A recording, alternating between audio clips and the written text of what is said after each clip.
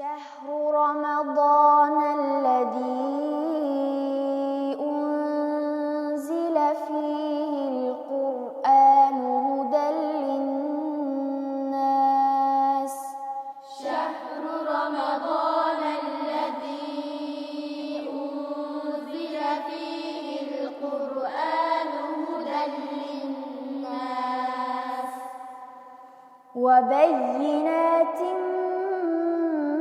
من الهدى والفرقان وبينات من الهدى والفرقان İbadətdə usul köp, bəzinətgə bay bolğan, məğfirət həm bərəkət, rəhmətlərgə liq tolğan, cənnətlər kən içilib, dozaq məhkəm taqilib, yetib gəldi bizlərgə, xoş mübarək Ramazan.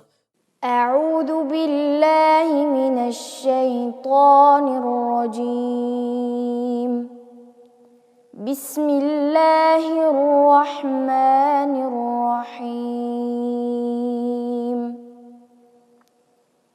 ألف لام ميم ذلك الكتاب لا ريب فيه هدى للمتقين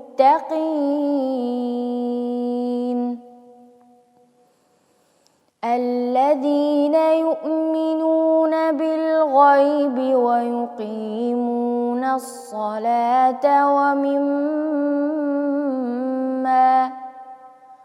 ومما رزقناهم ينفقون والذين يؤمنون بما أنزل إليك وما أنزل من قبلك وبالآخرة هم يوقنون أولئك على هدى من ربهم وأولئك هم المفلحون صدق الله العظيم. Ular namazını ada qıldı. Namaz oxuş özünü Allah'a təvə bənd ikənligini isbatlaşdır. Namaz insandan heç qaçan sakit olmaydı.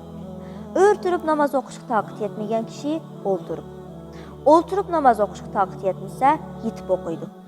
İnsan balağat yetib, namaz fərz bolğan gündən tartıb, hayat axırlaşqan minutqa qədər hər günü 5 vaxt namaz oxuş gerek. Çünki insanın bəndiciligini Allah'a bağlab duran bir nərsə namazdır. İnsan özünün bəndiciligini Allah'tan üzüb qoymağan vaxtıda Qurandan hidayətiga erişidigan təqvadar kişilərin sübutini özdə hazırlayan buldu. Bugünkü sualımız İslamdaki tüncü məscid qaysı məscid? Ekran altı savaqdaşlarımızdan kim ən tez və ən doğru cavab verəliydi?